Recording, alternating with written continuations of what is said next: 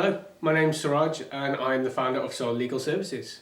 So Vandal was a really interesting one, and it was one of those that I never even tried looking for a business like that. I don't have children, so how would I ever sell children's clothes? It was never the idea. But how it came about was my continued and growing interest in sustainable fashion and sustainability and just quality products. What I miss sometimes is the old days, and I wasn't there for them sometimes, but the days of like where you had something that lasted a long time, and it wasn't a throwaway society, and you weren't throwing away something after 6 months, and it wasn't just general fits and things like that. That was always kind of like the way that I was kind of thinking and going down. I was interested in it, intrigued in it. So I came across a customer. I ended up being a client of Soul Legal in the end, but they had sort of developed this thing where they had an incubator for fashion businesses, and it was a global thing, and they had like someone that could provide really good silk or other such material, someone that could wash it and manipulate it, someone that could design a dress, and then someone that was a wicked seamstress that could put this dress together, and then someone that had a network and marketing channels to actually sell it. And so it was like 5 of them together.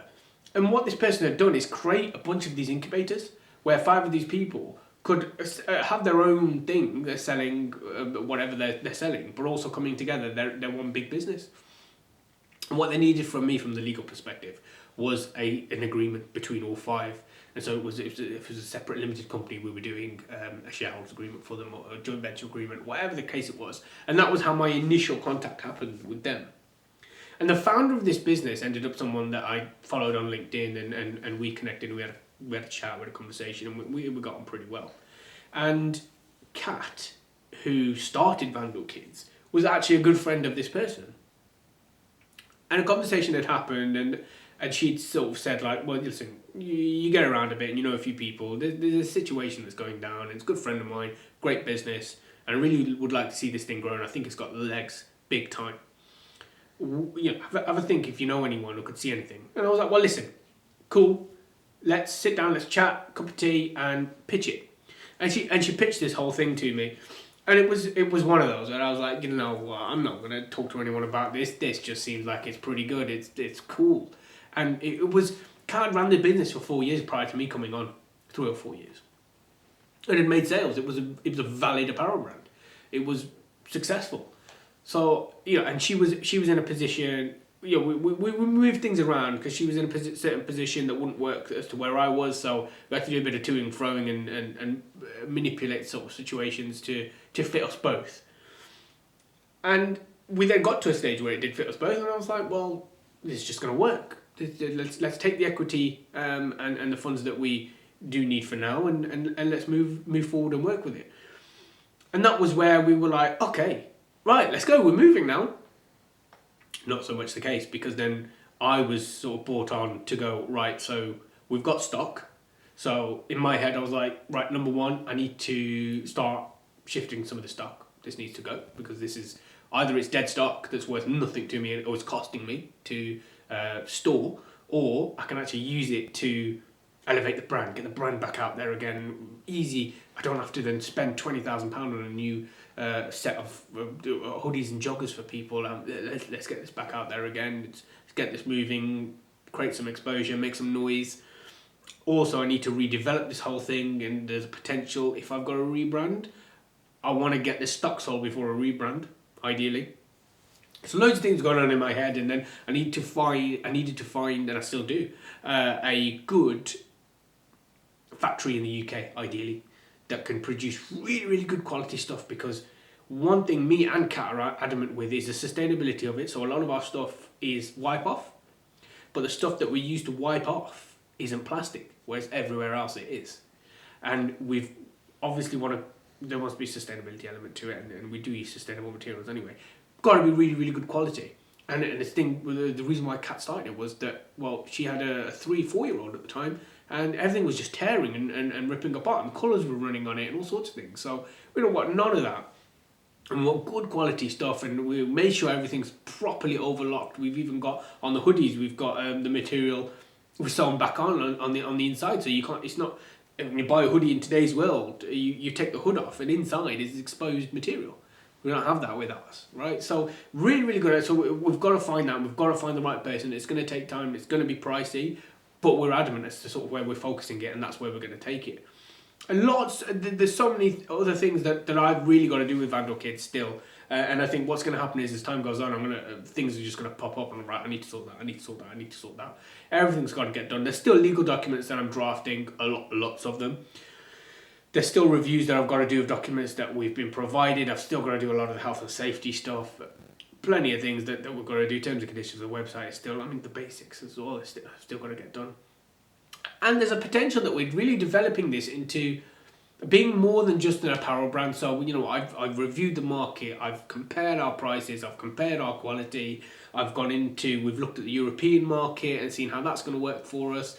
Believe it or not, I've actually gone into Canada and looked at the French-Canadian market, because Cat being French, a lot of our material, it can quite easily be French. So we really had a look around at sort of what's going on, and we know the market's tough, and it is, and we know what our competition is, we know where we sit, we know how we've got to market now, who we've got to market to, we've got our ideal person, our ideal customers, we know where they are.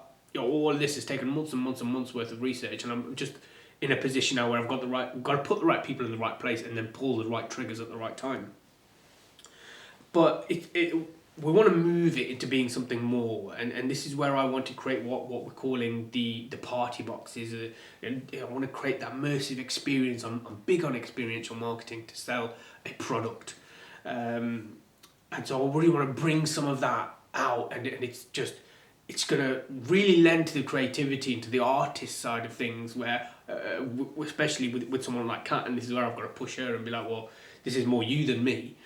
And so creating this immersive experience for the children and for the parent or the grandparent or the carer or whatever that might do this.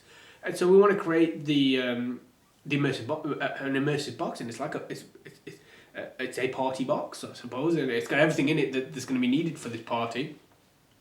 And we're going to be teaching and taking children on a journey through silk and various other materials and cottons, and we're going to take them on a journey of clothing and fashion and different designers, so they can really learn about these kind of things, and they can get creative, and they can bring out the artist in them. And Kat loves the phrase that art is your superpower, and this is one thing she really wants to push and she wants to have on these boxes, and we want to let them just be free and run with it, and then have cool mom or cool dad and cool granddad doing it as well and getting them involved in it.